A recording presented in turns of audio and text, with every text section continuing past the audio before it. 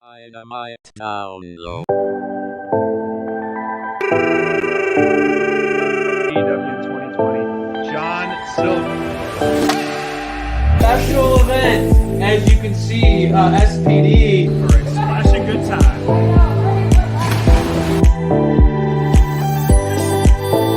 January recruitment. I come along, I come along in the ring. I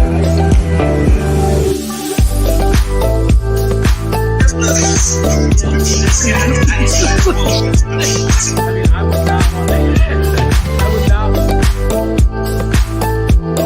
Great this year at SPD. Boy, weird.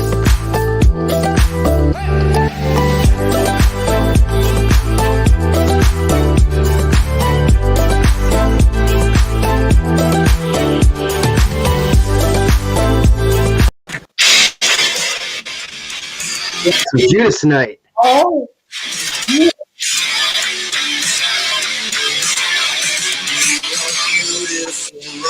man, does this song get you going? Back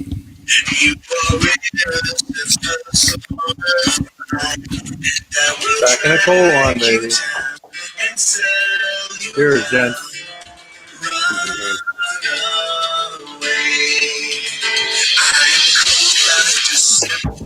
This is good. I'll be honest with you. This is the first time I've started Friday night fights and flights fresh off a nap. I was watching SmackDown and fell asleep.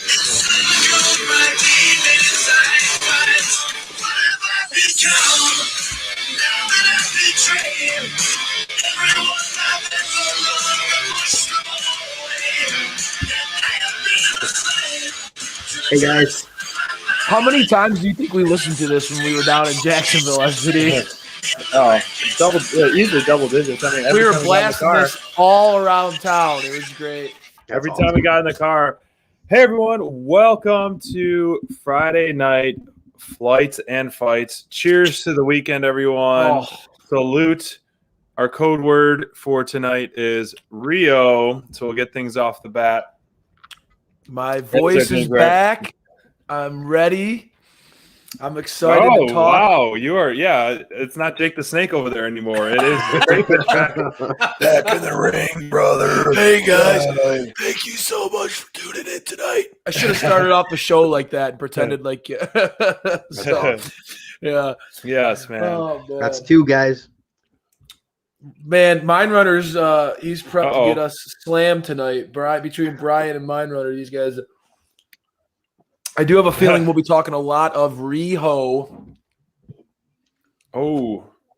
tonight, so I'm not surprised to hear she is at the word of the week after that debut re-debut basically back in AEW on the landscape of Dynamite. So was an exciting match. And looking back on the show again, SPD, I was telling you, man, I was watching a little bit today, just trying to see if we made television cut, and if we could hear us or not. But I'll tell you what, man, that Serena match and Serena and Riho, those two. Oh, you said it twice. That match was legit. Maybe my favorite match of the night when I go back and watch it. Just incredible. This women tournament is something else, guys. It absolutely is. I mean, for sure. yeah. I mean, we'll dive down. I think we should dive deep into that later, but I think we should talk about our experience down in Jacksonville first. You know, kind of like some funny stories, but I'm getting a little bit of poor signal, so I'm going to relocate. So in the meantime, I'm going to pause my video, and you guys talk about something. What do you want to talk about while I'm gone? Well, I mean, since we're chatting about it, I don't know, man. I'd like to just get it off my chest that we had some good stuff that has been happening on social bonds today. We interacted about that. We talked with the man TK.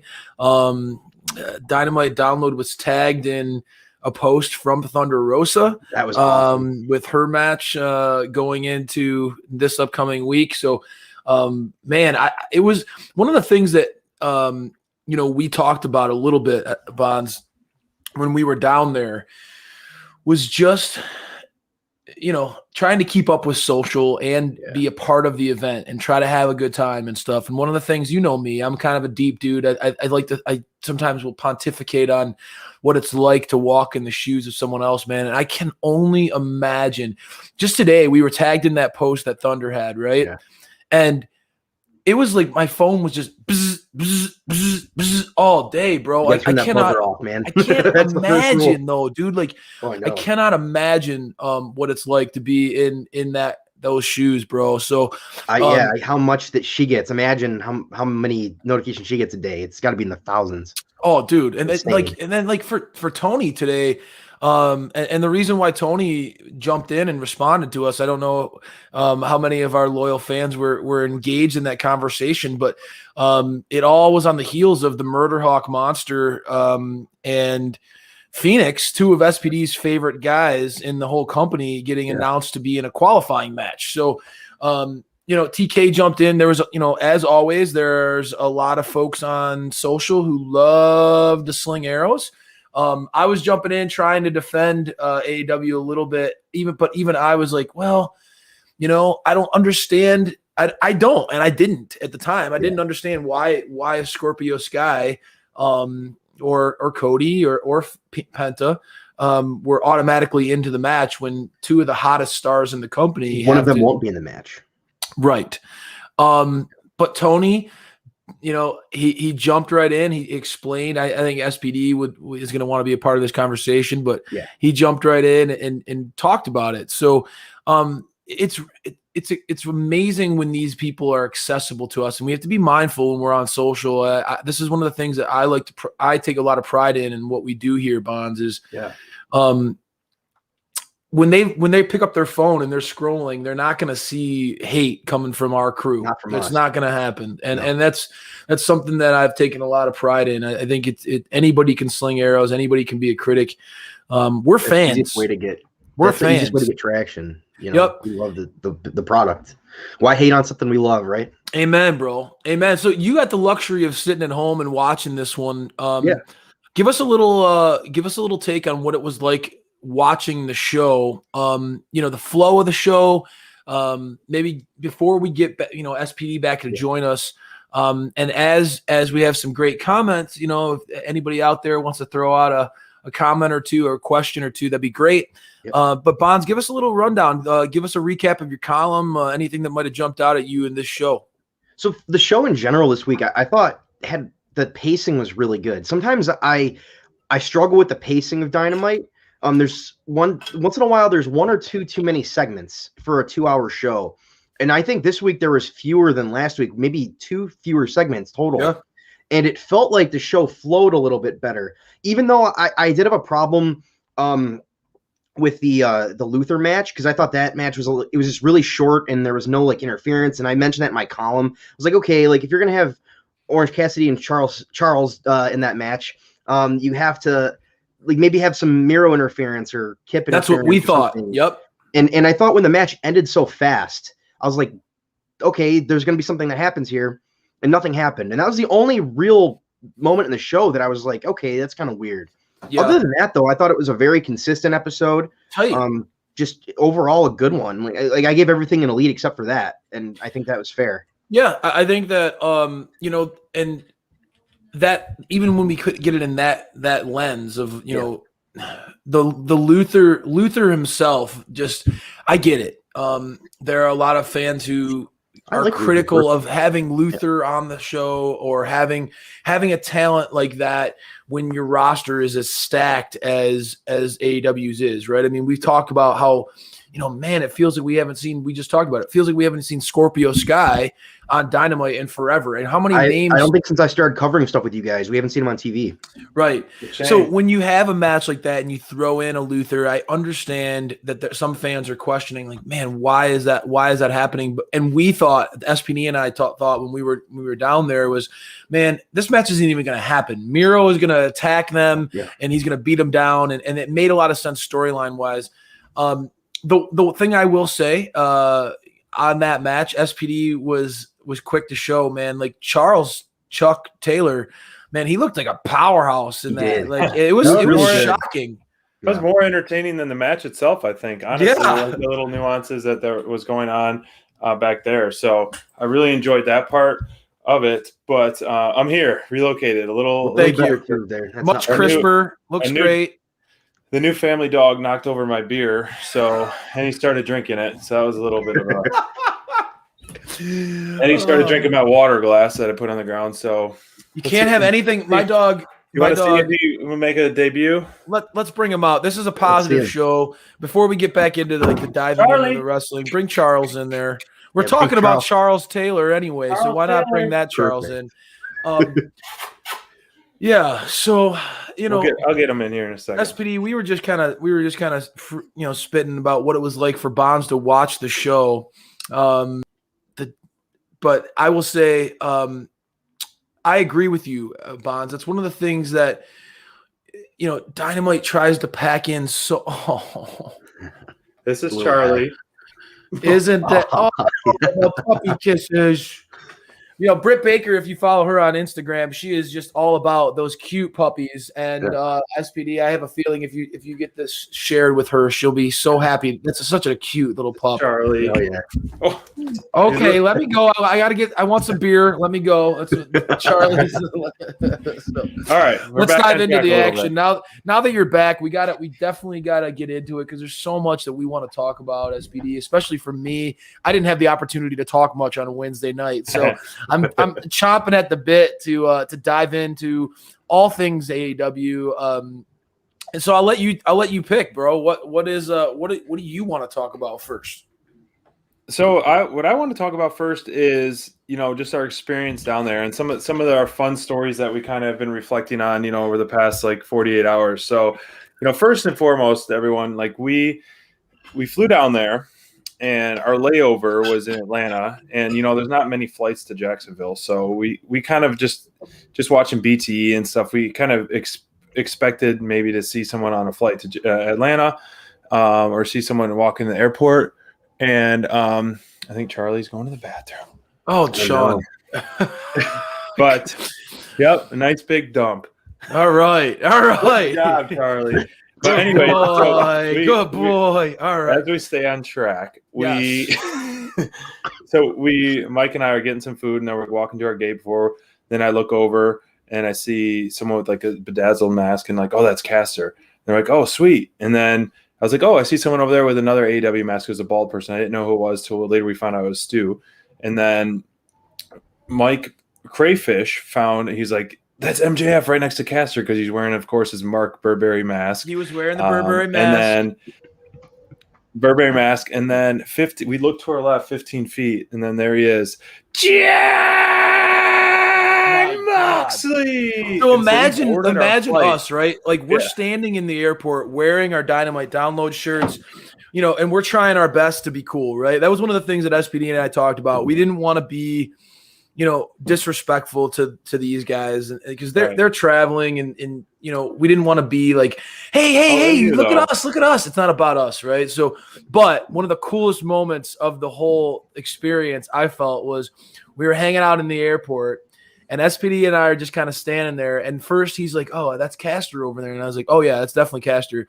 And knowing that Maxwell, Jacob Friedman, and Max Caster are kind of buddies, and knowing their story of coming up together and stuff, I was like, dude, it was so cool. We had one of those moments, when you're standing in a bar and you're looking across the room and you're like, do you see those? You see them over there? And that they're saying the same thing. MJF and Caster were totally marking out for a Dynamite download. They were talking to each other. So that was a great way to start it. Awesome. We walk onto the airplane. We walk past Jon Moxley, who was he was in front of us boarding. Moxley was in first class though. But we boarded the plane. It was Moxley, us boarding the plane, and MJF was right behind us. So it was a Dynamite download sandwich. It was so sweet. Cool. We were kind of just trying to play it cool, and Stu Grayson was two rows in front of us. And Caster he was watching Rick and Morty the whole flight. I noticed he was all in on the Rick and Morty train. It was just really cool experience. It took me back to being a little kid, Then we saw Bear Country. Half of Bear Country was on our flight too. Nice. Yep. So So I mean that it was awesome. We were hoping that we'd get to see Lance Archer in the lounge because Lounge he's daddies such a notorious worldwide. Lounge daddy. But SPD got us in the Delta Lounge, and man, we were living life down there, brother. I mean, it was like, and then the tickets. I mean, it was freaking amazing. So another couple of funny stories. I mean, obviously, we were walking to the show. We walked by Lee Johnson kind of warming up outside, and we gave him, hello. We saw Jake the Snake walking around. The Cage. We saw Brian Cage. We did see Cage, and we yelled, "Who better?" And he goes, "No one." and so we also saw Mine Runner's guy. Yeah, we saw Big Money Matt's Corvette. He drove.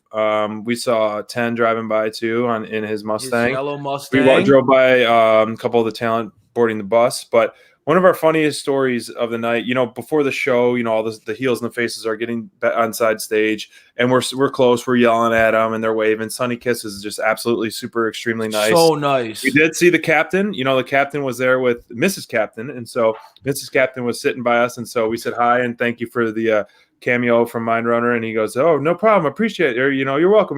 He was super nice." Yep. We gave him a salute, and we gave Mrs. Captain a salute too. So she was very like that as well. Then she got relocated to side with the face ringside, brother. Ringside. We didn't get that treatment yet, Not but quite. maybe one day. But before the show, I yelled for Miro, and the guy was like, "Mbadu!" No, it's Mbadu. If you guys watch the stories on Instagram that the gun club does, it's so funny. And then he acted like he was going to come up the stairs, and after us, he grabbed a chair and he was going to come beat you up. Yeah, it was great. On a Miro. But the MJF story, man, tell that one, man. So MJF, we're standing. Our seats were phenomenal. Like, there's not a bad seat in Daly's place, and we were kind of shocked when you look around. It was like, dude, there's no doubt that the wrestlers and the performers, if you're gonna go as a fan and you want to see these guys and you want to be a part of it, Daly's place is an incredible venue to go to because it's so tight, so intimate. Does it feel like some of the stuff we've been to, Mike? Yeah, bro. It was like that, but even more because the lighting. It was the lighting at AEW does is so. I don't know. I gotta just say, they do a great job. The bright colors and all, that's what AEW is all about, right? So it just, but man, so I'm sitting there. Well, I'm standing. You know me, right? So I'm standing up. Inner Circle comes out. MJF stands on the turnbuckle, and we're just, we're repping the shirts, we're yelling, and he literally points right at us and goes, "Fuck you!" just fuck you, real total MJF style. We were dying laughing, and then I was content. We got it. We knew MJF that's MJF's way of recognizing us and giving us a hello. Yep. That's MJF's hello. But SPD would not let it go, and he knew that he had to represent for me because at this point in the show, literally I was so bummed. I was marking out, yelling and screaming. By the time TH2's entrance was over, I had no voice, which, as you guys know, wasn't even when we went live. TH2's entrance didn't even make the show on Dynamite, so that's how bad it was for me. So SPD had to carry the workload for us, and he would not let it go. So after the beatdown, after the ending of it, they're walking up the ramp stage right, and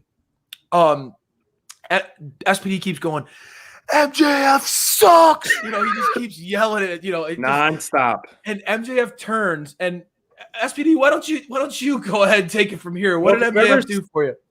He just gave an obscene gesture with a hand, maybe, a male hand like that, and right into us with both hands. And then he probably yelled another "F you" at us, but he was up the ramp. He was going up the side ramp, not the main entrances, but I kept yelling, "MJF sucks! MJF, you suck!" And then he did that, and I was like, "You are disgusting. There's kids in the audience." Yeah, ashamed of yourself. Then You he know? never showed his face again. It but was so classic, and the more we watch AEW, the more we watch MJF in action. This dude lives and breathes Maxwell Jacob Friedman. He is authentic to the core. Hilarious. We were dying laughing, man. It was just and then great. the people behind us were like, "You just made my birthday," because that was the first part that made his birthday was the FU, and then they're like the MJF marks. Oh. And then afterwards, it was just the cherry on top times 10. It was so ridiculous. I gotta say though, he follows the footsteps of Jericho and so well. It's so great that those guys are paired together because I gotta say, like Jericho, I was just so impressed. That dude is always on. Yeah, he wasn't even a part of that match, and he's like he's riling up the crowd. He's shaking, he's shaking the guardrails. He's yelling. He's that's what I love about professional wrestling, guys. It's there's just a fun to it. There's just that just the lunacy, the craziness, the over the top character work. Jericho was it was like Jericho was ready to jump over the barricade and punch Papa Buck in the face over nothing. It was just great, and it was funny because you actually saw him do that on TV during the show. So there was a part where people were chanting for the Young Bucks. And Jericho, you just see him in the camera just getting mad and smacking the fence. He's like, "Come on!" He's getting mad. He's like, "What are you guys chanting for Young Bucks for?" Is awesome. He does that all the time. He's so good. There needs to be more. We were not shooting. I mean, we love the Young Bucks, and I think Young Bucks are top 3 favorite tag team for me, and definitely the best in the biz. But I mean, we were riding that hot wave of the thought of Santana and Ortiz, Proud and Powerful, taking those belts. So I was all in for that turn. So I was cheering for Santana Ortiz every chance I could in honor of Crayfish. And I kept yelling, "If I wasn't proud, then I wouldn't be powerful." At random points, if I wasn't proud, then I would. But you could tell Ortiz was looking over at us, looking over at us, in between moves when he was slowing down the match itself. Maybe we're the reason why they didn't win. Maybe we distracted them. SPD. That's true. He was distracted. Oh gosh, I'm gonna take the heat on that one. I'm sorry, Lori. Our Santana and Ortiz. Maybe the Dukes of Dynamite. Our presence was just too much. Those shirts. Those shirts were on point. They were catching eyes. It was great. It was so much fun being down there, though, dude. I mean, coming home, the temperature drop. I was like, oh gosh. I mean, being in Florida, it's the day we left, especially. It was upper low 70s, upper 60s, just beautiful. I get off the airplane in Detroit and I'm just freezing, man. I'm just shivering cold. It's such a drastic shift, and what a great place to have wrestling. I mean, the drone shots, SPD, you're well known for your drone skills, brother. Those drone shots of Daly's place and honestly the whole Jacksonville area, you did a great job. I loved doing the pre-show where we were out front of the water. I think that there are some things that we gained from this experience down there that I'd like to integrate into what we do moving forward at some point, man. That pre-show was a lot of fun. And I think that now, knowing what's happening with the women's tournament, we have to be cognizant that Dynamite is not the only venue that AEW is going to be pushing some of their big matches. I mean, I am shocked. I still am shocked that Britt Baker and Anna Jay is not on Dynamite. I am shocked that that's not happening. They're moving their matches around on all sorts of different platforms. We knew it was going to happen. You did. I kept arguing, no way, dude. They can't do it. But it sure seems like they are just not going to have 2 women's matches on any episode of Dynamite. I don't know. All right, so here let's talk. We're going to dive deep into the women's tournament and our thoughts. Bonds, did your cousin come in, or did your cousin? We got a fan in here. Scoot. Yeah, we got another Bonds. I love it. Bonds. Maybe you guys can collaborate on some booking by Bonds. I've got a lot of cousins. Mine might be related to me, Scoot. Battle of the Bonds. You were funny, dude. All right, so you are very clever, man. I love your input. Keep it up for sure, and thanks everyone for all the messages today. That was nice and really, really nice. We like seeing that. Means so thank a lot. you for that, for sure. Safe space for sure. Represent. We got some newbies in here for a reason, and it's because you guys continue to share what we're doing, and it's really all. This is becoming. I don't know about you, SPD, but this is becoming like my favorite part of our week. I love how casual and just fun this night feels. Just a little bit more free flowing, right? Exactly, free flowing for sure, and we can just we'll have a little highlights that we talk about, and then we can just go down the rabbit hole. And the more we're bouncing things off each other, we go into these crazy bookings, and it's nice that Mindrunner has got some crazy great booking options as well. So I love it all, man. Marco's heel turn. That's going to come one day. Marco's heel turn. Hey, as an FTR fan, I would be more than happy to see him turn on and join up with Tully. I would love it, but that's not going to happen. That'd be pretty crazy. I know. That'd be pretty crazy. Heel turn for sure. But yeah, before we dive into the women's, I agree, Ryan. Yeah, we definitely need some more second televised show, and that's kind of where I was thinking of the best benefit that they're going to get out of these Monday night shows, and then we're going to see this on Sunday, on Bleacher Report live for free with Thunder Rosa and Rio. I'm going to be watching that one, no doubt. And Rio. What are you drinking there, SPD? This is a Bell's Golden Ale. Bonds is already cracking into round 2, brother. We've settled Rio a lot of time so far. You just said it again. You chump. Yep. So I'm looking for the updated bracket so I could post that. But in the meantime, I think the women's tournament is quickly getting rushed, in my opinion.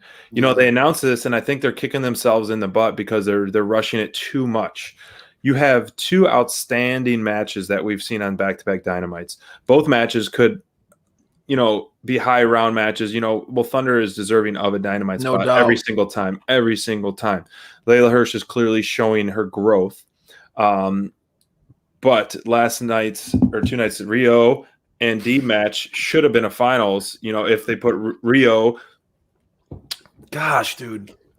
On the Japanese side, they could have put her on the Japanese side and ultimately done that. And I think that could have been a more powerful way of booking.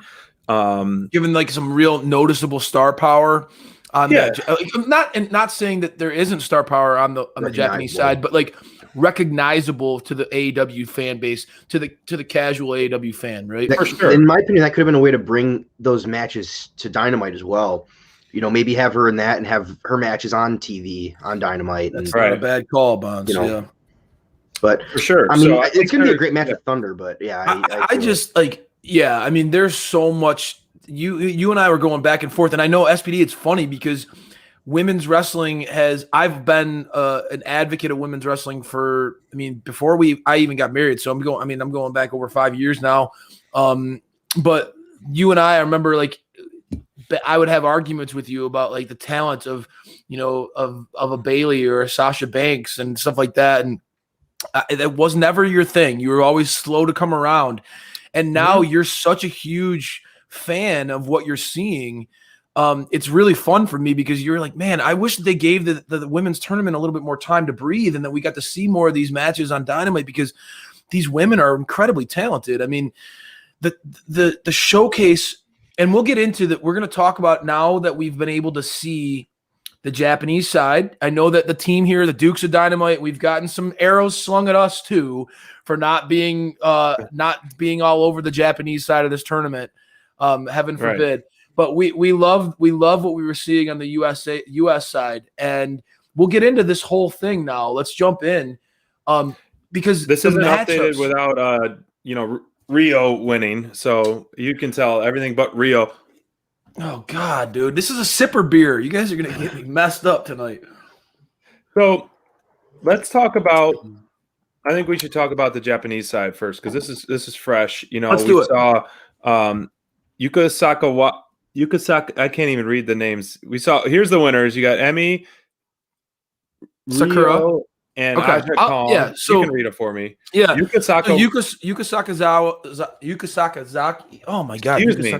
Yeah, Yuka. We've seen Japanese side. So we got Yuka taking the Yuka first and Emma, Yuka and Emi. We've seen on AEW television before. Right. I actually miss Yuka quite a bit. I think that Yuka is fun and entertaining and adds sort of a light like I don't know. There's a joy to her matches that are always it's cool to watch. And I think that if you put her in certain circumstances with some of the talent that we see on AEW, the current roster, she could have some really good low key like talented matches. I'd love to see her in that. I would have loved to see her in a role with like that Riho was just in with Deeb, but I think that Deeb and Yuka could have a killer match. Right. To me, my favorite out of every, I'm going to throw my glasses on here. Pardon me while I pull an SPD. But my favorite was Emi. I forgot how much I missed Emi Sakura from AEW television, and I know that she was never given a showcase role on AEW, but like back when she was on weekly television, she kind of did the Freddie Mercury gimmick, and there was some silliness to it, but always her in-ring action, she kind of wrestles with a little bit more. She throws her weight, and I love that. She like throws her weight into moves. She has a little bit more intensity. She has that veteran presence to her.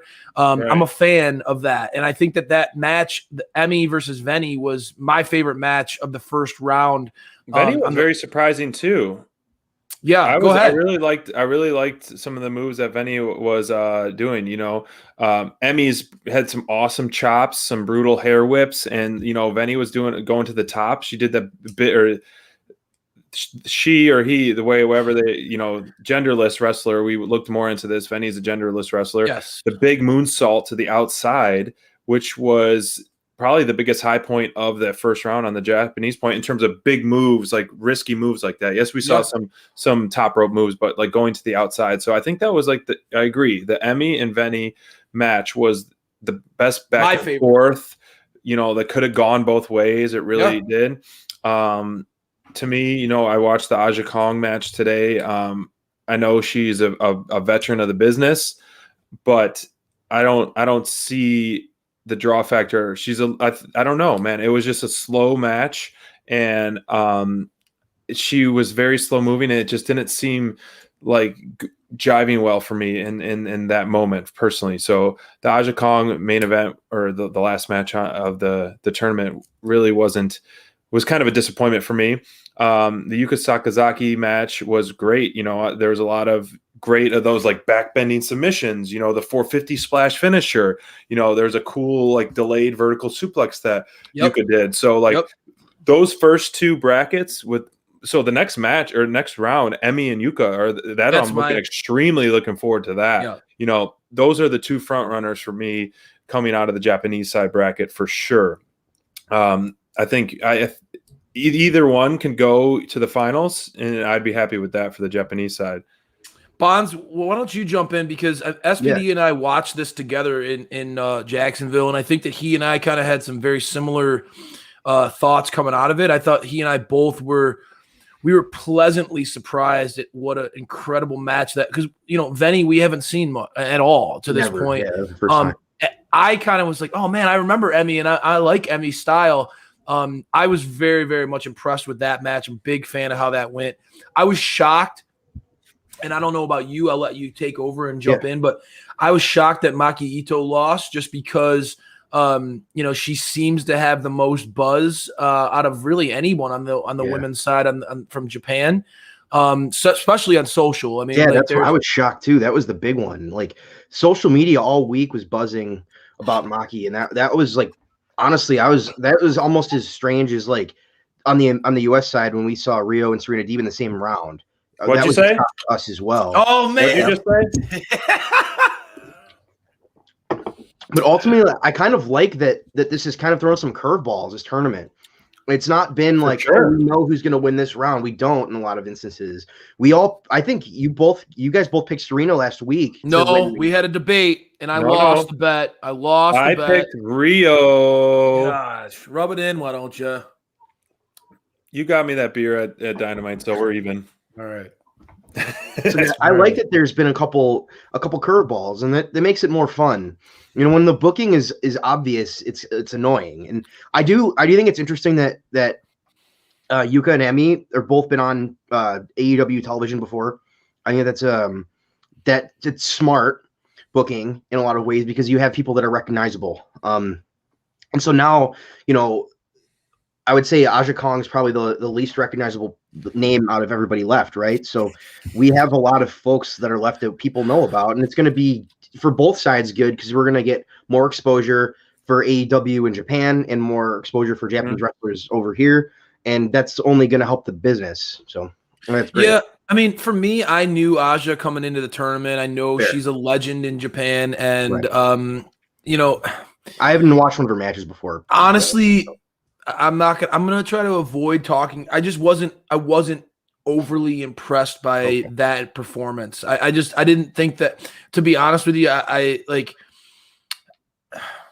I will say that the top of this tournament for the Japanese side, like SPD talked about, the Yuka and Emi, that matchup is really intriguing to me now. Although I do see where they're going. I mean, you got Kong and Rose is like kind of the opposites, powerhouses on each side, and they stand out in a big way. So I do think that they're going to push those like powerhouse characters to be sort of the ultimate test or gatekeeper for the winners going forward. I think that again, I really hope that some of the rumors that are going on with the spoilers of what the women's tournament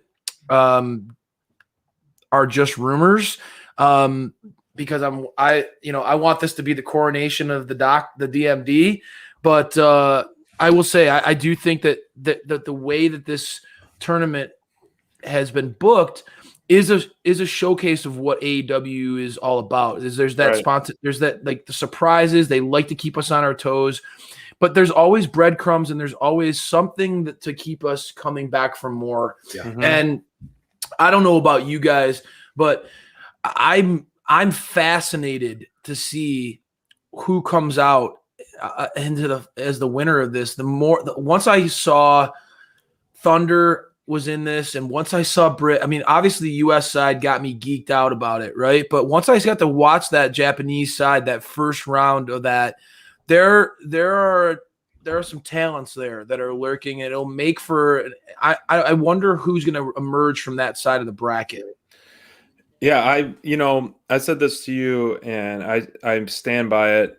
Watching the first round of the Japanese side and watching the first two matches just alone on the U.S. side, to me, the U.S. side is leaps and bounds stronger than the Japanese side at this point. I think it is a landslide victory for the U.S. side in this tournament. When you have Thunder and Rio advancing already, those two are better than. You're right, Bonds. Those two are harder hitting, better in the ring combined versus any of those 8 performers on the Japanese side, in my opinion. I will let you field so far. I will let you field the comments of hatred that we will get on our YouTube page for that take. I'll let you take those because there seems to be like this like anger that we don't love and obsess over the Japanese side. And quite honestly, after somebody called us out for not watching Riho in Japan, I started trying to find stuff on YouTube over the last, and help me out, guys. Send us some links. I'd love to see it. I'd love to see. That's what talent. I told you to say. I said, I did. Send us. I would love to see it. Trust me. I love wrestling. So I'm not going to go into this with a closed mind, dude. Like, please, I'd love to see more. But I will agree in this sense. When I look at potential champions in this tournament, I think Serena Deeb's already a champion. She's out. All right. But Riho is a former world champion and clearly could become one. Immediately when we watched that match, SPD, you and I both were looking at each other like, dude, like, these girls put on a clinic.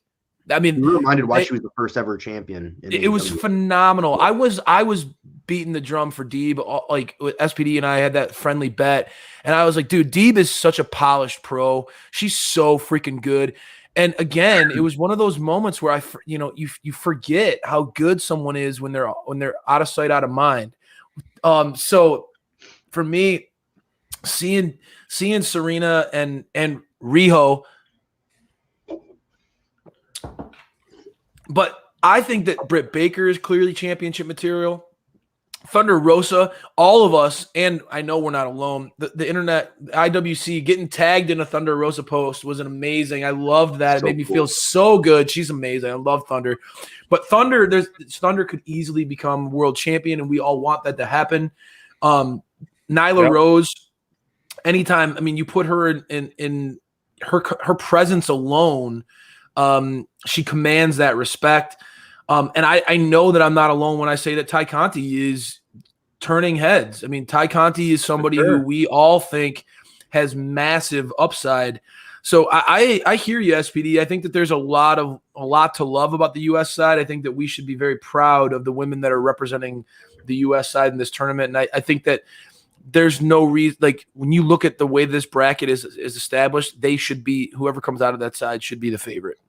Absolutely. I mean, I would be happy with any one of those women fighting Sheeta at AEW Revolution for the title and ultimately winning, because whoever wins this should win the title. It's time for a fresh face, and congrats to Rio. Wrestler of the week. Wrestler of the week. But here's my take. I know we all kind of felt a little bit of this, and just like they're going to be rushing this tournament, and they're throwing him on a Monday night show. They're throwing him on a Sunday night show. And so this is what I think they're doing. And the more I'm thinking about it, the more I'm kind of behind it. They're testing the waters of if there's enough star power to carry their own show. So it's easy to evaluate that on something like YouTube, where you can count views and things like that. Right. So you have the face of the women's division, Britt Baker. You have Nyla Rose, who was an absolute beast. You have two up-and-comers, Anna Jay and Tay Conti. And then you have the match we've been looking forward to on the Japanese side. And so this is, essentially a must-see episode that we're all going to be tuning in for. Absolutely. So I think this is a true, no better way to test it, because everyone likes a tournament. Everyone, there's more meaning behind the matches. So this is a great way to test out a new possibility of a Monday night show special for women's only. The division is deep. So if they continue to do it this Monday, and maybe they'll do it next Monday, but I think now they're after Monday and Thunder's match on Sunday, they might be kind of caught up a little bit, but they still have a lot of things to get done in a short amount of time. Yeah, beginning of March, man. If they show up on Monday and then within 24 hours they're getting 250,000+ views, I would say that the following is there, and they can have something where they could confidently test out a Monday night 7 p.m. or Tuesday or something, an all women's special. Or even like beyond that, SPD. I mean, we're all clamoring for another AEW show. I think that we all recognize the need is there, right? This roster has become, there's such a new promotion, but this roster has become so stacked and so deep, that they are in need of another show. So, I mean, even if it's not just a women's only show, being able to have more than one women's match featured on your flagship show, this is an opportunity for us as fans to show that we're behind that movement, right? To show that there's a following and that there's a need for it, there's a desire for it. Yeah. Before we move forward, we have an internet Twitter celebrity amongst our ranks here. Justin Hollis is in the building. So Justin's always well known for his follow trains. He's a big part of why we got over the hump at 400, 500 followers, and he's been a big part of helping other people climb. And that's what we're all about here at Dynamite Download, is help others climb while we climb. So thanks, Justin, for joining us tonight. Appreciate you being a part of the group chat tonight. I hope you're having a good time. Obviously, everybody here is throwing you a lot of love, so you got to be grinning ear to ear. feel free to throw us some questions in there. SPD and I are always excited to chat with Bonds on a night like tonight, because Bonds is our local columnist, guys, but Booking by Bonds is quickly becoming one of our famous, our more clamored for segments on these shows. So really appreciate that. Speaking of questions, let's jump in, if you don't mind. Throw up that question from Mind Runner and let's chat about it. This one right here? Yeah. I think what I responded in the chat is anything's possible with TK, man.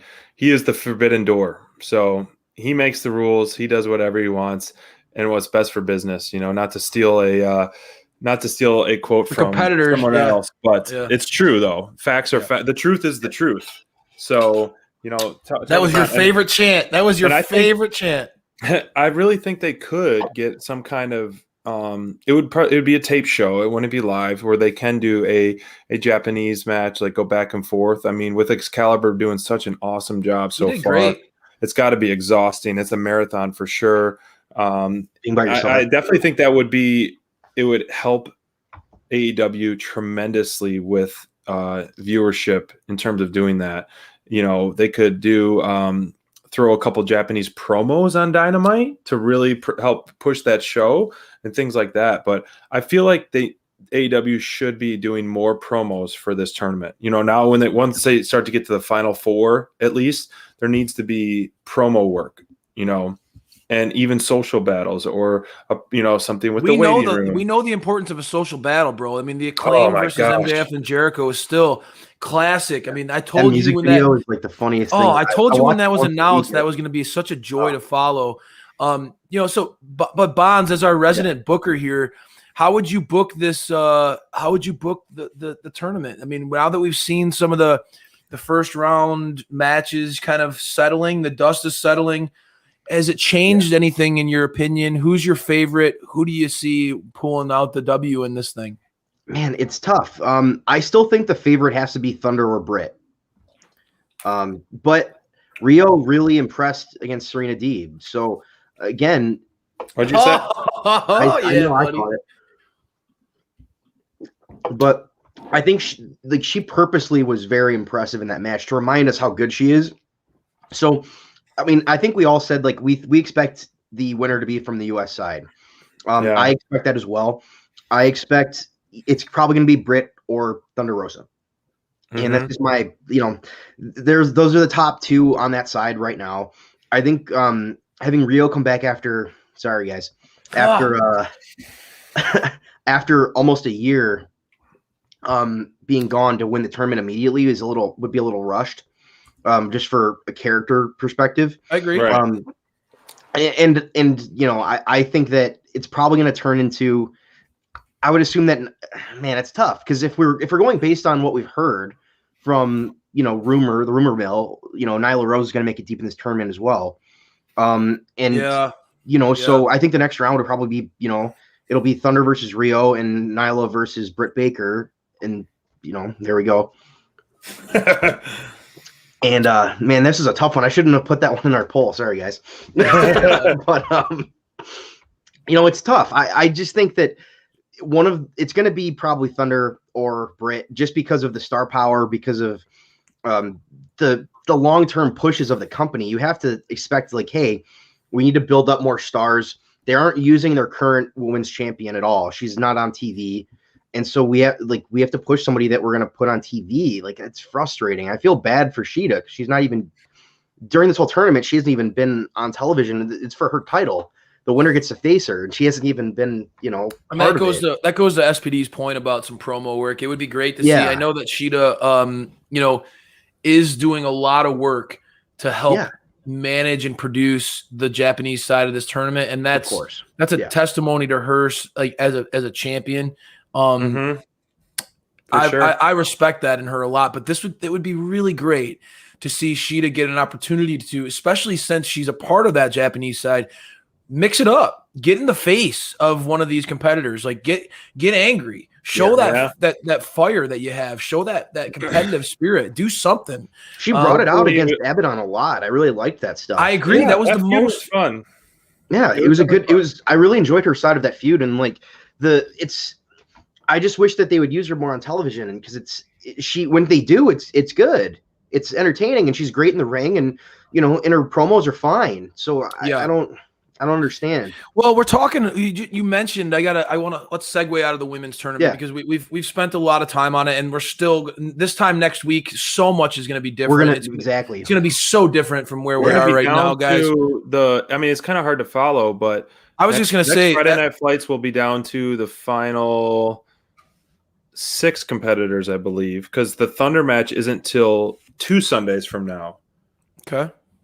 So I still have a feeling that the landscape's going to change quite a bit. And SPD, Bonds mentioned some rumor mill stuff. I mean, we've heard rumor that Nyla Rose is going to make a big push in this tournament. Let's also chat about another big thing that's been on the rumor mill. Let's talk a little Sammy. And that, Sammy's choices and actions this week, the rumor mill was buzzing about what he did with the Impact with Impact, and Jericho even referenced it on Dynamite. This has been an awful week of decisions for you Sammy. You've done you've made some really bad choices. So let's chat a little bit about where we see, the inner circle. We could chat. Let's get into that whole thing, because PNP and the Bucks had an incredible match, and it was really exciting to see. Them get a showcase like that. It's a bummer that they came up short, but there's so many rumors going around about the inner circle right now. When we could talk about what Sammy with Impact and his angle, we can also talk about the rumors about Thea Trinidad and what they're saying. Bonds, you broke the news to me today about what you were hearing. Too. Why don't you jump in here, brother? Yeah, what was that rumor you heard, Bonds, about Santana and Ortiz? I lost you guys. Bonds, can you hear me? Yeah, we can hear you. Can you hear us? I lost you guys for like 10 seconds. Okay, so we were just chatting, Bonds, about how the inner circle has a lot of stuff swirling around that, and there's been quite a few rumors about Zelina Vega or Thea Trinidad and her role with Santana and Ortiz, and then obviously we were chatting about what's going on with Sammy and his conflicts with Impact and what happened with that whole angle. So where are you at with the inner circle right now? I know a lot of fans are ready for that to just see that implosion, and the more that we see the tea leaves of what could come out of that, it is interesting, isn't it? Yeah, I don't know if the inner circle is going to implode in the sense of like an implosion. I think there could be a split, not necessarily everybody breaks up, more of like, okay, Santana and Ortiz may leave inner circle, because again, they were originally on Sammy's side with MJF, right? Or one of them was. And so we had some issues early on in the conflict with those guys. And I think that might also carry over, especially if the Zelina Vega rumors are true. If she's coming into AEW, and she's going to be there, there's no need for Chris Jericho if you have her. So it's like they're not going to team up with them. I think that. And if there's no positive for them being in there, let's say Inner Circle wins against the Young Bucks. Let's say MJF and Jericho are the new tag champs after Revolution, right? And they're not going to give their guys a title shot. Probably they're not going to do that. They're going to give away their championships to their teammates. So I think that could be something that they do as well, where they kind of have infighting to lead to more championship runs. I'm not sure. It's interesting to think about because there's so much talent in that group that they could go in a lot of different directions. Mm-hmm. Obviously, like you might see an Inner Circle version where it's Hager and Wardlow, MJF, and Jericho, and that's the Inner Circle. Where it's just 4 of them, and they have 2 enforcers, and then the MJF and Jericho are that they're representing the group in matches and stuff like that. So I think that's interesting, and we might see. It's tough because I thought that they were going to break up on Dynamite. I really did. I thought that was coming. I thought that they were going to win the match. Santana and Ortiz were going to win, and it was going to lead into something that happens with a match between them at Revolution. And obviously that didn't happen. It looked like it was going that way during the match for a while. I agree. I thought that was going to SPD and I were on the edge of our seats. We were screaming for them, man. We were hoping that they were going to pull it out. I look at it this way. I say, like, for me, the Inner Circle, AEW would not be where it is today if it wasn't for Jericho and the Inner Circle. No way. They were so pivotal, and I think it's very easy for fans to forget. All the entertaining television that those guys provided us. The storyline, the feud with Moxley was great. The cream of the crop for sure. I felt like Jericho, the release the Hounds. I mean, he had so many great moments. Even when we look at the Stadium Stampede match, so many things that are classic and definitively AEW. We owe a debt of gratitude for the Inner Circle, but I am even as an Inner Circle fan, I do see that maybe there's more potential for the members of the Inner Circle to grow separately. I know I'm not alone when I say, all of us on this team are chomping at the bit for Wardlow to get that opportunity, to get more ring time, man, to get some opportunity to get some spotlight himself. Feels like forever since we've seen him. And although MJF, he lays it on real thick about, his recognition that he needs backup and needs a team behind him. His character he does not work with others very well. He's so definitively about himself that he needs to have that breakaway, and it's only a matter of time before he stabs a knife through somebody's back. And I think that Santana Ortiz proved their charisma. They're such a veteran team.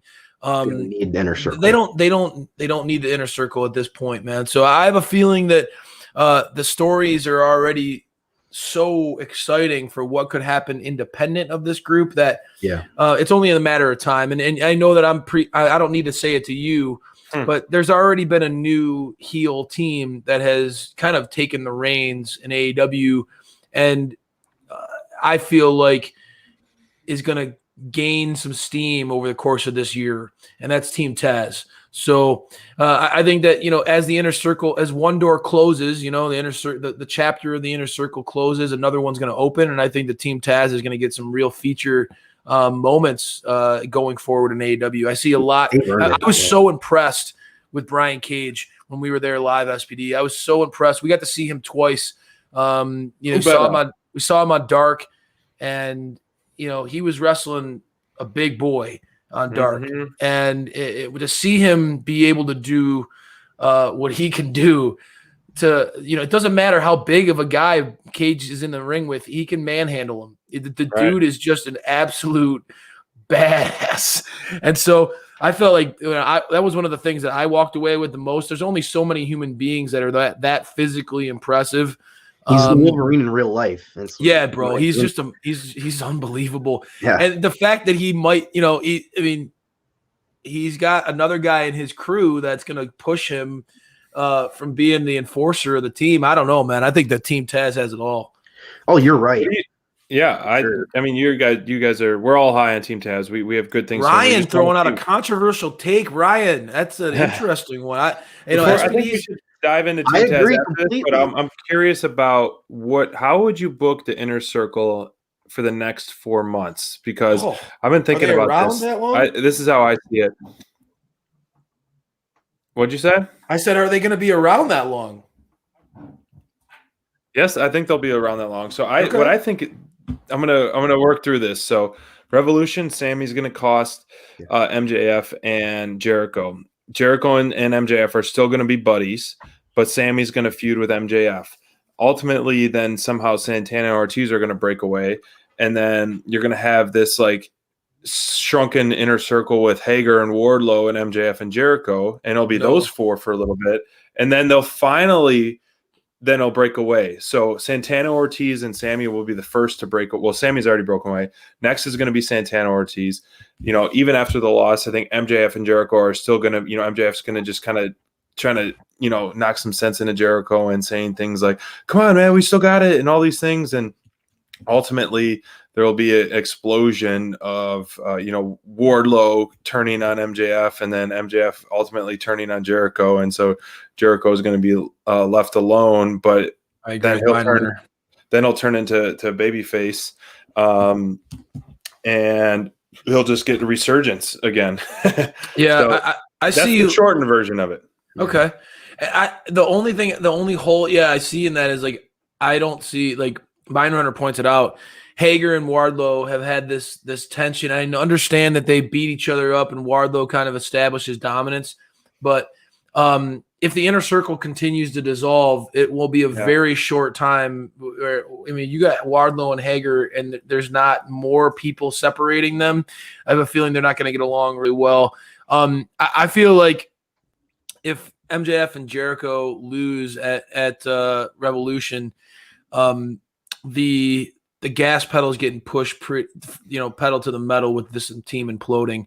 I can't imagine the MJF taking a loss very well. Right. And if Jericho is the reason why that happens, or if Jericho somehow loses, then that could be a catalyst for them to really implode. I will say I agree with you though, in this sense. If Sammy interferes at the pay-per-view and costs them the championship, like we believe he will, given Jericho's promo at Dynamite, Sammy could become enemy number one for the inner circle. And I think that would make for some compelling television. That's one of the things that I would, if you're asking me how I would book this, I am. I would have Sammy cost MJF and Jericho the titles. I would have that then be the reason why MJF, he could then go, Chris, I've been telling you all along that you can't. This Sammy guy is just he's a jerk. He's the one who's been trying to cost us and ruin this group, not me. And I would book that hardcore. I would have Jericho and MJF and the group. Basically, I would have Jericho and MJF then demand Santana and Ortiz and Hager and the rest of the crew to could do some violent beatdowns of Sammy, do something nasty to him, right? I would book that, and I would then use that moment where, man, Santana and Ortiz are torn, they're conflicted because they still love Sammy. Right. I would have that moment be where there's like that moral crisis, that like inner turmoil for those guys, and begrudgingly they go along with it for a little while, but then ultimately there's something that happens with MJF and Jericho wanting blood basically out of Sammy, that causes them to challenge the leadership and question Jericho's kind of gone off the rails because of MJF, and kind of that's where it all starts to fall apart. So I could see where it could get dragged out a little bit. I think that would be really fascinating, and I know that we all want to see MJF versus Sammy one-on-one. Yeah. So that could be a great way to have that happen. I agree. I think what could also play in a little bit would be interesting is that Jericho is making the decisions here, right? Jericho made a decision to kick Sammy out of the group, and if things start happening where MJF, because MJF almost got involved in the match for Santana and Ortiz, and he got kicked out. He got Inner Circle kicked out from ringside. Yep. And he flicked us off. And then he hated on you guys a little bit. So what could end up happening too is that MJF's antics, much like they did with Sammy Guevara, might affect Santana and Ortiz at some point.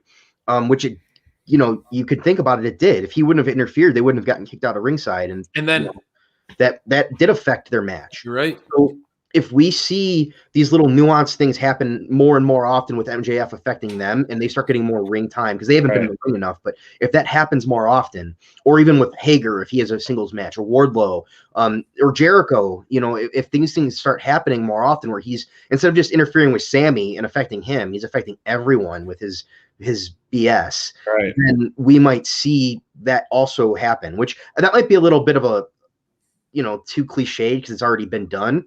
But it would play into his character because that's what he always does. He's such a little troll, and it's great.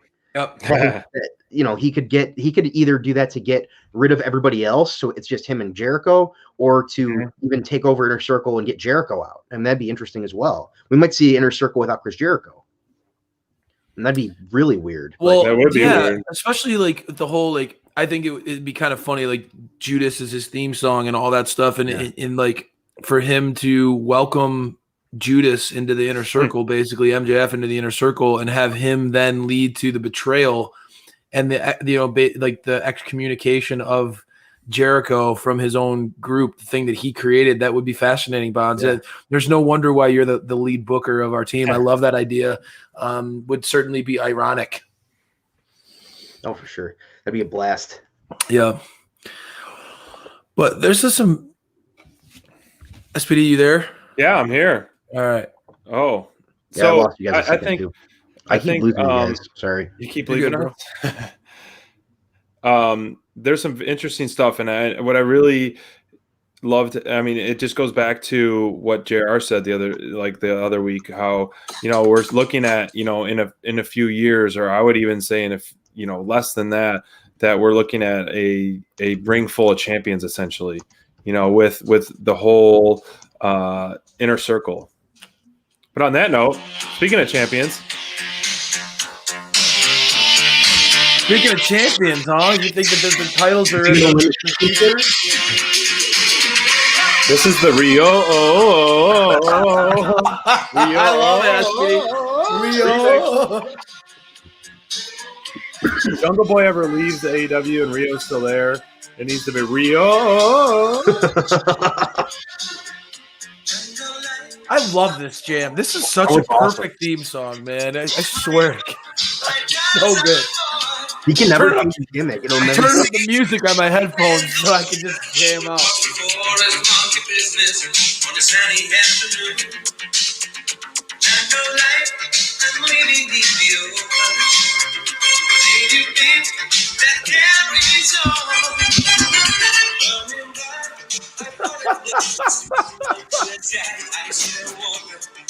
Ooh, I like that idea about the ladder match mind runner. That'd be interesting.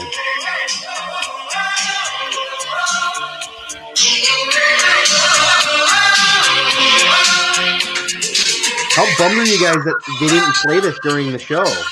So, man, yeah, that's a good point, because I honestly thought they were, even if they did it for commercial, because Jungle Boy comes out on the top rope going like this, after they beat down FTR, and we're like, the crowd was singing along. They were singing along. Wait, I heard you guys singing along. It was awesome. We were definitely singing along. So, but that's a funny. I mean, that's a good point. I want to talk about some of the recent announcements. We saw a lot of different announcements and Dynamite, and I had to text Bonds because I missed some of them, because the people behind us were talking about how cool Butcher is and how they went on tour with him or something like that, and how nice of a guy he is. But hint on that one. Moving forward, and we saw some Revolution announcements. We saw next week's card announcements. Next week we get Hangman and Isaiah Cassidy from Private Party, which I think will be an outstanding match. You get Cutler and Hager, which we're good to, happy to see Hager back in the ring with almost a month and a half. And we had that Revolution, the ladder match announced. Wow. So that is it's a good thing. I'm learning about this, because I guess the ladder match is going to be more of a multi-man battle royal ladder match for a title at the TNT. I thought it was just going to be that triple threat with Cody, Scorpio Sky, and Penta, which that talent level is through the roof alone with just that, and I'm happy with that. But now we just saw that Archer and Ray Phoenix announced for that, which are they're going head-to-head for a spot at this match. Now I'm sure we'll start to see more of those matches and more people added. So I could see this being like an 8-man match, or if they really want to stretch it. But Archer hinted to this earlier today when he posted the picture about holding the ladder, how this could be something like at Revolution. A match fits perfect for me at Revolution. Yep. But I would hope that this would be a good 8-man match for this. Well, SPD, who out of that match with Phoenix and Archer makes that cut, bro? Because that was very controversial on social today, and I wanted to. You said Archer right away without even hesitating. And I'm shocked because you love Phoenix and Archer so much; they're two of your favorites. I'm shocked that it was no debate for you. I think TK, I could see something happening where like they just put on this killer match, and Ray is like loses and he's just so bummed, and Tony Khan comes out and saying, because of your performance, you're in the match anyway, or something like that. That's so nice. Down the line, because Ray Phoenix has been working so hard. Dude is amazing. The dude is amazing. And let alone Bonds, you got to see him live, bro. He blows your mind. He's so fast and he gets so high, and his like jumps, dude. He's unbelievable. Unreal. The match itself, like just watching on TV, he was my, like, if I had a performer of the week, it would have been him, because it was that match was awesome. He's sick, bro. I will say, like, if it were me, man, and I want to see both those guys in that match, right? I would have Kingston cost Archer the match, and I would have Kingston and Archer and Phoenix in this match. I think SPD is right. Like, this needs to be an 8-man ladder match. It just needs to be pure chaos, pure destruction. I think that it would make a lot of sense. Right. Like, so either you have, you either have Kingston to this point, you either have Kingston versus Lance in some sort of higher stakes match 1-on-1, or you have Kingston cost Lance the match with Phoenix. And, to be fair to Lance, hey, you get in this match too. And Lance can then demand, I don't want, I'm going to win that match, but I want to go through Eddie. I don't want to let that go. Right. So I think that's how I would book it. I think that would be great. Who would be one sleeper person? I mean, obviously Scorpio Sky is a sleeper. Who's another person or two that you'd like to see in that 8-man SPD? Well, Scoot said that he thought it was a 6-person match. I don't know if anyone could verify that, but we'll just call it a 6-person match right now. So Cody, Scorpio, Penta, and then Archer or Phoenix. So that's 4. You got 2 more. Both of them, man. Oh man, I really hope both of them. I mean, I think Jungle Boy and Jurassic Express is still going to be tied up with FTR for Revolution at this point. I think something, it's the 6-man this week, but I think they'll ultimately have a true 2-on-2 tag match at Revolution, which would be great in my opinion. I agree. So sleeper, I need a second to think on it. Does anyone have one? I mean, I'd like to see some for some Dark Circle represent, or Dark Order. Sorry, Dark Order represent. Dark Circle. Maybe there is a Dark Circle group. They're new. John, that'd be a great opportunity for 10. Yeah, 10. Alan Angels was awesome the other day. Him attacking Matt Hardy was so cool. Like, maybe that's a big jump for him. Plus, that was a cool birthday present to himself. Because it was his birthday the day before. That was awesome, and I'm glad he got that big internet push from that one. That was awesome. But one of them any of them would be awesome, I think. 10 would be good. Heck, have a battle royale to see who gets in there between all of them. That'd be great. The Dark Order battle royale to get in that match. That'd be 10 great. or silver are natural, like natural fits. And 10 would add a nice element of being a powerhouse, right, in that match. That'd be fun. I like that pick. That's a good call. What about you, SPD? I'm still thinking. Well, to me, I think it would be too early for someone like Sean Spears to return with the way he is. I think they're going to drag it out a little bit longer. But Sorry. Do you put Hangman in there? I mean, no, he's got his. Well, doesn't he have his match? He's got the Hardy match, right? The Matt Hardy. Oh yeah, you're right. Sorry. Yep, he's got the contract match. You need me to jump in. You take your time, bro. I get it. You got a lot. Like, I get it. For me, I would say, like, I mentioned it. I think that Kingston absolutely could get involved in that match, and it would make a lot of sense. I also have to wonder, like, and maybe you guys check my fanboy nature, but like, what is Pac doing at Revolution? Wouldn't that be interesting if Phoenix, Pac, and Penta are all in this? That's a good point. I mean, if Pac enters, he should win. But here's my dark horse pick. Period. If Pac enters, he should win. That would be fun. He would be a nice transition for a new title. But what would make things more? You good? I lost my headphones. Yeah, I just geek it out so hard that But make things a little bit interesting. My idea. I like that idea. Right? What if you put Powerhouse Hobbs in there? That'd be awesome too. And what if he won? And then he's like, if he wins, and let's just say Sting and Darby win, and they're like, okay, now since Cage and Starks can't take down Darby, Powerhouse Hobbs has a chance to now. I could see I mean, we all want to see Powerhouse Hobbs. I have a feeling that Team Taz is going to be involved in that street fight. Me personally, I think that like the writing is on the wall for that. I think that that's not going to be a clean match. I think we're going to see the way that Team Taz has been more than happy to play dirty. I think that Hook's going to get in that match. Powerhouse Hobbs is going to get involved. I think Team Taz is going to be fully engaged in that street fight in some way, shape, or form, especially because we expect it to be cinematic match. I think that that's going to play out.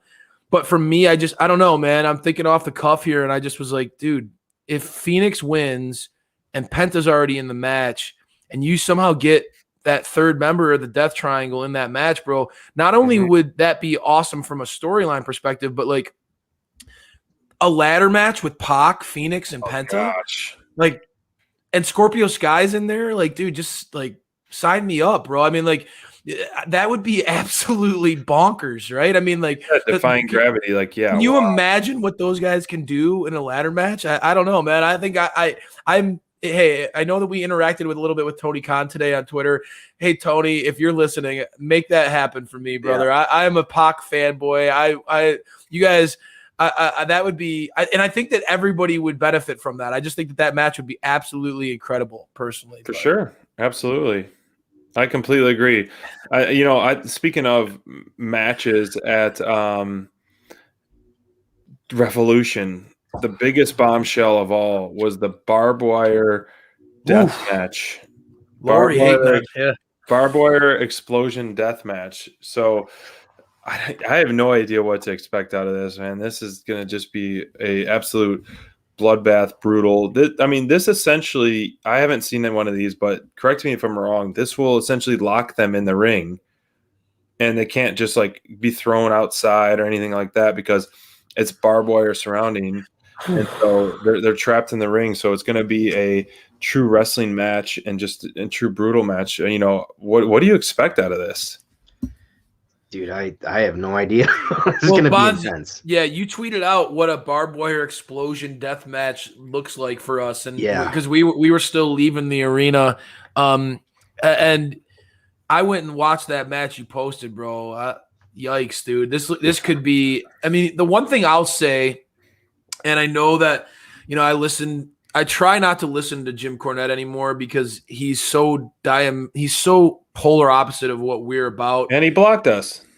He blocked us because we're too positive.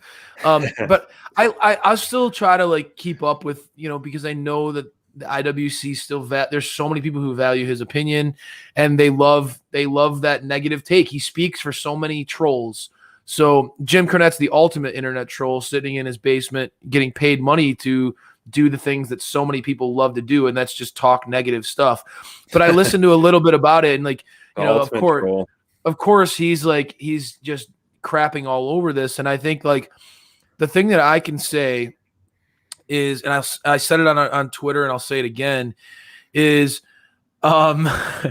is Kenny Omega and Moxley are both such pros. This is not backyard. This is not like, I've seen CZW, I've seen ECW where like, the ECW always kind of bordered on like, man, there were some incredible talents in ECW with like Jerry Lynn and Rob Van Dam and like some like Rey Mysterio, lots of guys. Rey Mysterio. Like there's so many really, really talented guys in ECW, but then there were some like just straight up garbage wrestlers who like leaned on pure violence to make them get over, and it was gratuitous. And so this is not going to be that. No. This is going to be a blend of violence, but great professional wrestling. And that's where the core of this match needs to be centered on, is great professional wrestling.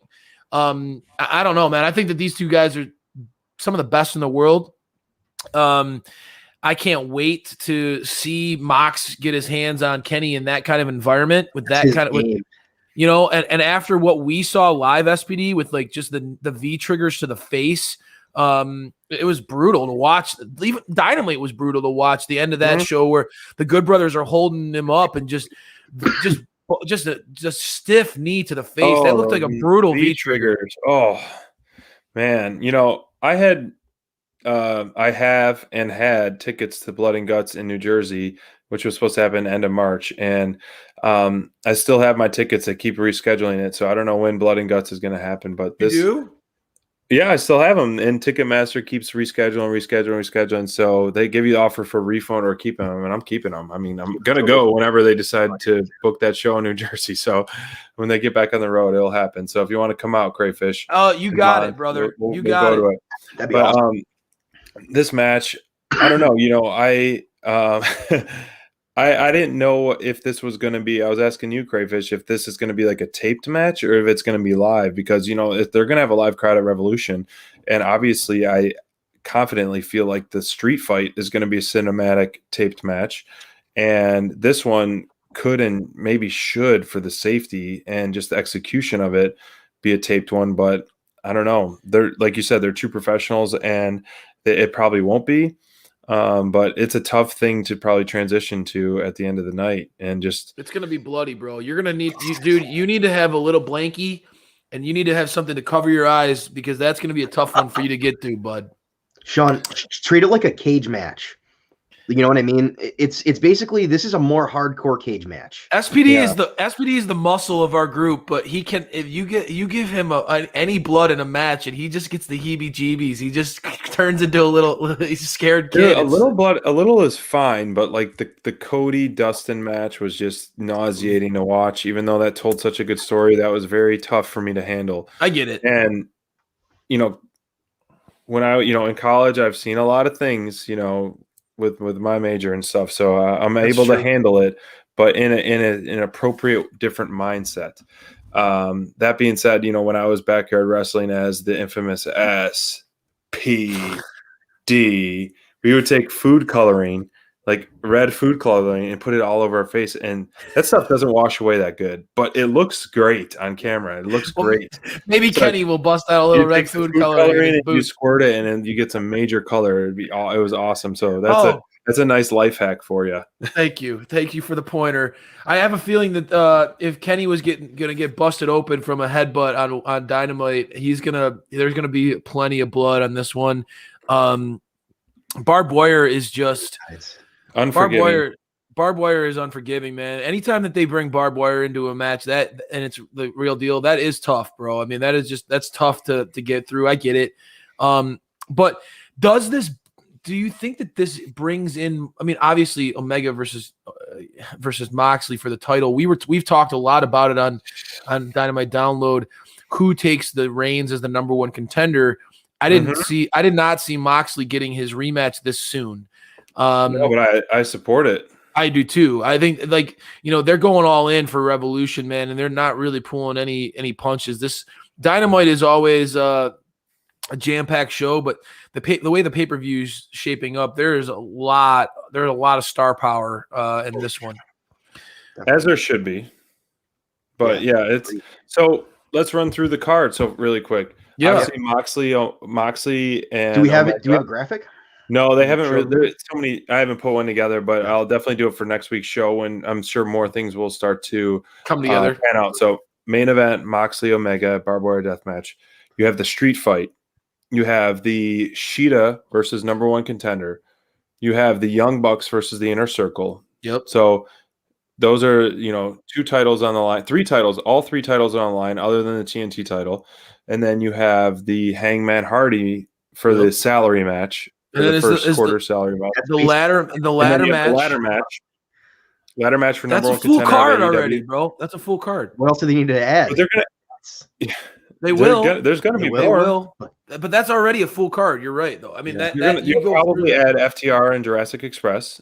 Yes, I would say that's a very, very high possibility. Yes. Are you going to have something with Miro and Kip and Orange Cassidy and Chuck Taylor? I mean, like, where's that feud? Is that feud dead, or is there still going on? Like, they really missed the ball with a follow-up.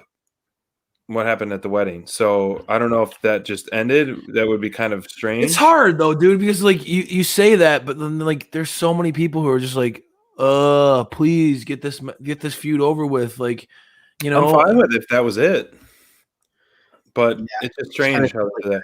But It's yeah, like- I agree. They're Orange Cassidy versus Miro would be a great match. A great match to see one-on-one. Or you could throw OC. I know, like, here's the thing. AW doesn't need more tag matches.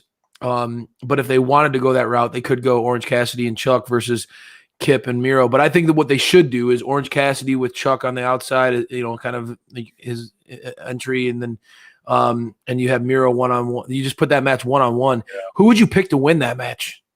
Miro. Yeah. Probably. I mean, even though Orange Cassidy beat Jericho, he's beat so many guys. And I don't know. I just think Miro needs a win more than Orange Cassidy does. Miro needs to just destroy, and Orange Cassidy's got a great build for Miro to just beat the piss out of him, just destroy him. And I think that it would be I think it would be entertaining, really entertaining, if Orange kind of did some of his typical gimmick, and Miro just wrecked him. Right. And then as Lori talked about, Trent, we miss Trent. Is he? I know he's recovering from a pretty major injury. It'll be months, sadly. Yeah, he's not coming anytime soon. Unfortunately, I miss him too. I don't think the best friends are quite the same without Trent. He's always been the workhorse in that group for me. So, absolutely. Yeah, Miro in the ladder match would be interesting, but I think that this feud needs to kind of get the bow, tie, whatever, right? So I think that if Miro gets a definitive win over Orange Cassidy, does it move? Is that the end? I don't think so. Yeah, I think the only way the feud ends is if the best friends prevail, right? Right. Yeah. Because they've come out on top for the vast majority of the feud. I would say that the wedding was a big deal. I agree. That's a good point. The wedding was a big deal, and like we've all been clamoring for Miro to get more of a traditional push, I would say, and he looked like he was for a minute. At the end of Dynamite a couple months ago now, he just wrecked house, and then that moment was one of the best moments of a Dynamite in a long time. Mm-hmm. And nothing happened. And nothing happened afterwards. I agree, Bonds. I know that really bummed you out because I know you're a Miro fan. I know that was great. Just like, wait a second, Like he had this huge moment for him, and then he just doesn't do anything for months. And I wonder I don't know if they're trying to just let us marinate on his new personality. If they're trying to do that more than like, hey, let's not focus on the fact that he's an animal in the ring, because he is, and he's a beast. Let's try to focus on like building his new character. But I want to see him in the ring. I want to see him dominate and do his thing, because we know he can. We've seen him on TV for how long has he been around? For 8-9 years now, and we know what he can do. Oh, dude's amazing. Yeah. Yeah, it's great. I'll say, like, piggybacking off that, that's one of the things, and you mentioned Miro. Miro is one of the names that came up to me when I was like, dude, let's be honest, I don't care about the ratings, right? But NXT and Dynamite, they were so close this week. They were so close. And I was just like, I was talking to SPD, we were casually kind of walking down the street, and I was telling him, I was like, dude, if Tony and AEW like really, really, really, really wants to win this battle with the like, if they just want to like go all in, if their backs are against the wall and they're saying we're gonna come out swinging and we're gonna win, dude, they need to feature guys like Miro and like they have so many guys on the roster that if you're flipping through the channels, I'm sorry. If you're watching and you see certain characters that show up, we've talked about it, Pretty Peter, not saying bad things about who they are, right? They deserve a place on the show. But like Luther and Pretty Peter Avalon and those types of characters being on Dynamite, when you're just literally sitting on talents like Miro and guys like Wardlow, who Brian Cage barely gets matches. Who are just I just think about it from like when I'm a kid, right? And like I'm watching with my dad, and we're flipping through. My dad is not going to sit there and be like he's just not that kind of fan who's going to be impressed by, an Orange Cassidy's gimmick, right? He's not going to turn the channel if he sees a Nick Camarado. He's not going to turn the channel if he sees a Powerhouse Hobbs, if he sees a Miro, Brian right? Cage, a Brian Cage. There's so much talent on this roster that like Cage was Impact champion a year and a half ago. And he was if you think about it, Mount Rushmore signing, and we've talked about Miro, like Cage has not had, I mean, even though he hasn't lost a ton of matches, all of his big matches he's lost, and you just, there's so much talent on this roster that I feel like AEW at some point or another is going to have to say, all right, I know that we want to get some of these homegrown guys or some of these lesser known guys a chance. We want to give them, those guys opportunities, but we've got to go all in on trying to kill it in the ratings. There has to be some point when they say, everything else be damned. We're investing in our star power and we're putting the best possible talent on the show every single week. And I think that's, to me, maybe it's a sign of desperation, but to me, it's not. To me, it's something that's like, man, it's utilizing your talent. You have Miro. You have Brian Cage. You have all these guys. If you have Patrick Mahomes as your quarterback, why are you going to bench him? Don't put him on the bench. Don't put Chad Henne in the game. Right. Put Pat Mahomes in the game. Although he could beat the Browns. Yeah, he can beat the Browns, but that's because of the Browns. Fine. But, he didn't beat Ohio State, so he got back at it for 4 years of losing to us, so it's fine. But, yeah, I agree with you, man. I'm not saying like, hey, push him. He's this former WWE guy. You want to beat WWE in the ratings. That's not it. Is that you have a guy whose name recognition is insane. People love him across the internet. He's a darling on the internet. Everybody wants him to be successful. People want him to be successful in WWE. Yep. People want him to be successful now. And when you're seeing him, I don't think he's being wasted, but not being utilized in a way that we expect. It's frustrating as a fan when you're kind of just like, okay, like, I don't really understand the direction. And when you don't understand the direction and it continues to kind of feel directionless, it's like, okay, let's kind of give this guy the push he needs, which is Miro a big winning deal, matches. or is he not? Right. Right. And we know he's the real deal. That's like, you can't hide it because he was the real deal in WWE and everybody watched him in WWE. So that's the problem. You can't hide a guy that's exposed as a star already. You can't do that. You can't do that with Brian Cage. He was a star in TNA. He was their champion for months. Like you can't. Like they're not doing that with Brian Cage, to be fair. Like they're not. But with Miro, it just feels like it's kind of, I'm kind of over the joke thing. Like it's fine, I get it, and it's I enjoy it to a point. I think I think he's funny. He's really who funny he on is. the mic. They're allowing him to be him, and this is what we always talk about in wrestling, right? Be yourself, turned up to 11, right? Be yourself, and Miro clearly is a funny, charismatic dude who likes to play video games with his friends. Has a great wife, loves beat people up, loves his life, but is a super athlete, is an absolute badass in the ring. Like let's emphasize that part of his personality a little bit too, I agree, man. I mean, Miro, the sky's the limit with Miro for sure. As we wrap things up for the evening, I got one more kind of loaded question, but don't dive into it too deep. It's going to be like off the cuffs, deep question to ponder. If you could change all the titles in 6 months, who would you book for each title?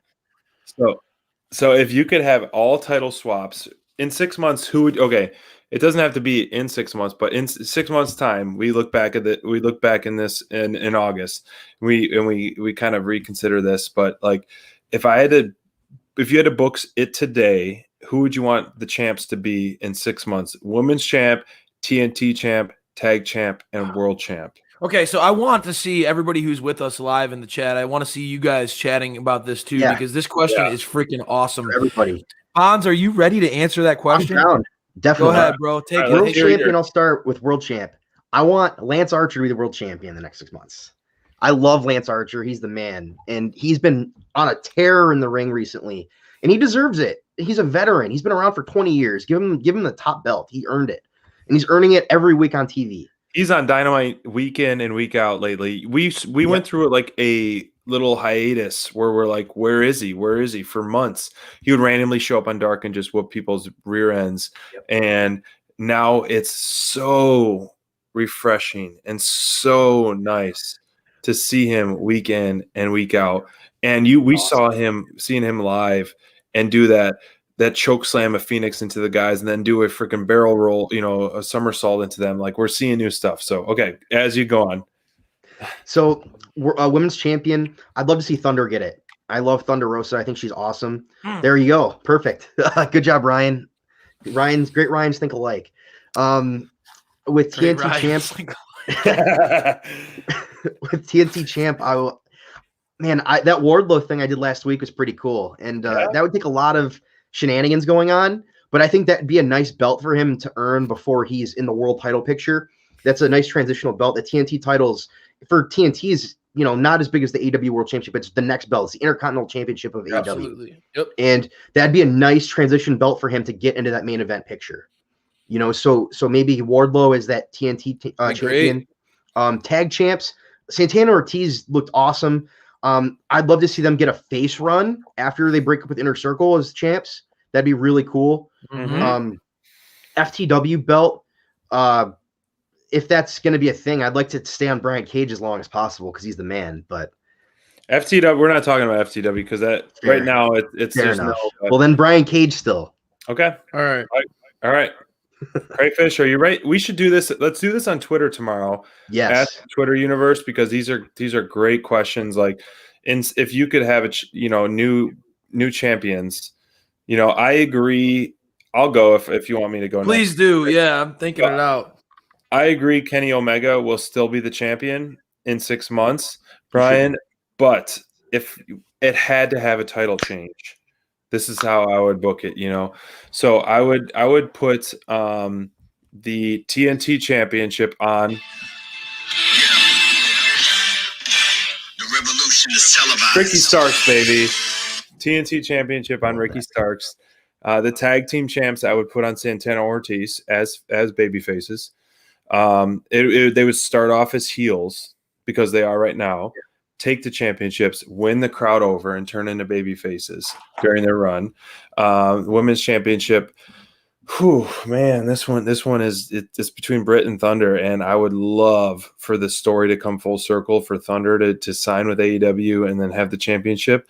That would be my choice without diving in too deep with that, but that would be my choice. I think she would do a huge draw, and Britt would do a huge draw too. But it's easy. I think it's easier to root for Thunder for something like right now than it is for people like Britt, because Britt has more to offer with like the waiting room and more features that she can be doing at the moment. But it would elevate the champ for that. The world champion, it has to be. I agree with you, Bonds. Archer, man. He's awesome. And it would even be fun for someone like Ray Phoenix to get TNT championship, to do an open challenge. Like, that guy can't put on a bad match. So put him on TV every week. Put him on he's had some killer matches on Dark. That Baron Black, Ray Phoenix Dark match a few weeks ago. I love that, man. And that's why Baron Black, bro. I did. I yelled at him at the crowd, at Dynamite 2 nights ago. I was like, Baron Black, baby. And so that's what I would do. So Archer, there you go. Archer for the top, Starks for TNT, Proud and Powerful for tag, Thunder for women's.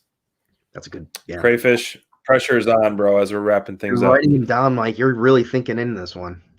And Bonds, I didn't write yours down, but I wrote mine down. I remember. I'll text you. Okay, so mine. If you're asking Crayfish, I think you could probably guess who my world champ's going to be. But I'll start off, and probably my women's champ. So I'll start off with heel Marco Stunt. So yeah, so my women's champ. I'll start off with the most obvious one. I think that the DMD, her time has come. I think that the DMD is the face of that division. Can carry that division and feuds. It's so important that we have feuds for the women's division. If we're going to invest in that, I think that Britt is the most dynamic and engaging character, one of the most in the entire company, let alone the women's division. I think that her in-ring style is only getting more and more impressive. SPD, you and I have talked about that recently with the Thunder Rosa match at Beach Break.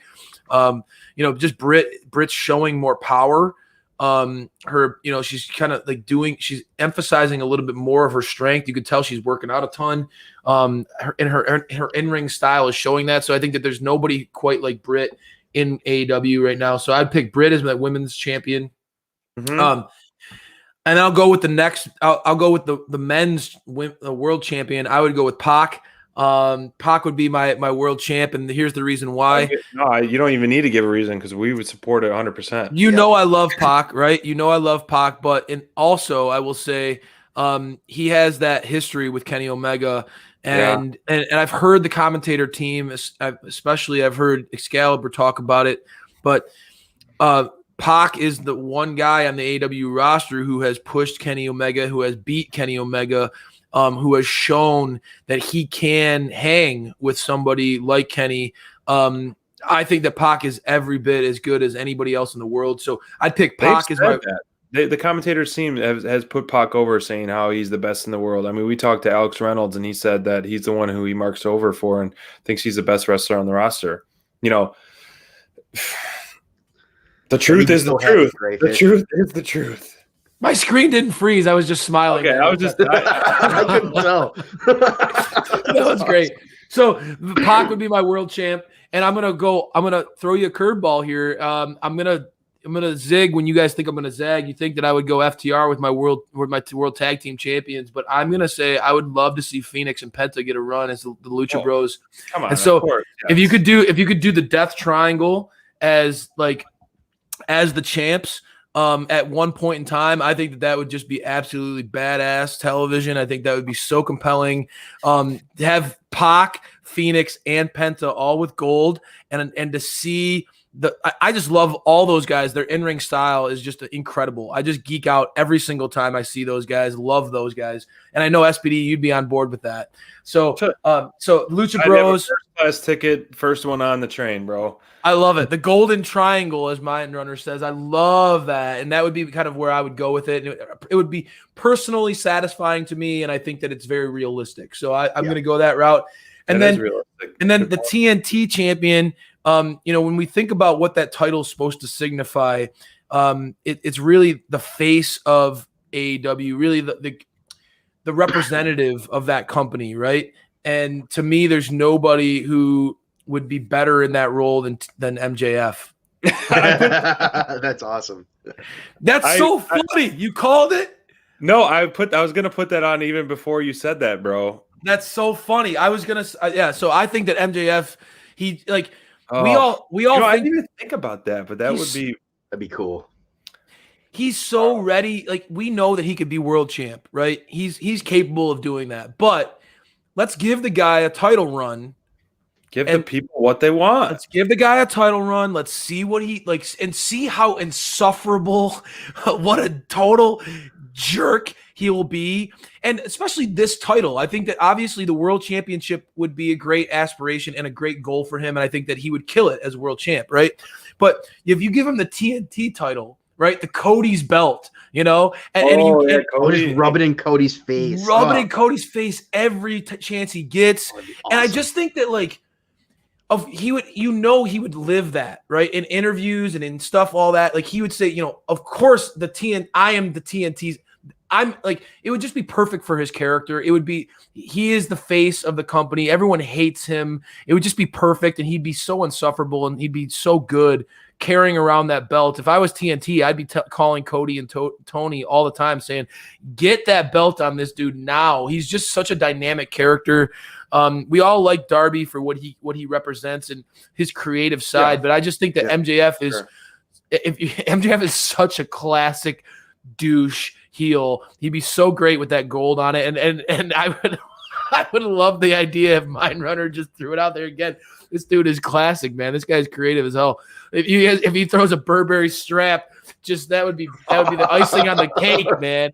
The icing on the cake. So I don't know. I love all of your guys' picks. I think that Lance Archer getting a world championship run would be absolutely phenomenal, especially given where he is in his career, and what he's been able to do on AEW television over the last several months. But I think that these are all interesting. I can't wait to see. Let's post these on Twitter and social and see. Yeah, this is a good what thing the we should fans drag out over the weekend, and I'll clip this and we'll tag MJF because it really makes sense. And then he could talk about how he helped the ratings and really is the new demo god and all things like that. So that's a very if you watch Coming to America, Your boy Crayfish, I feel like Bonds is booking by Bonds, but I feel pretty good about Yeah, my picks. I'm 100% okay with that booking, bro. I'm feeling pretty good about my Crayfish, picks, man. Yeah, I like it. So you guys, man, this was a blast. I love this show. Ran by quick, but we got some really great stuff out of here. Thank you so much, everyone, for joining us. So fun.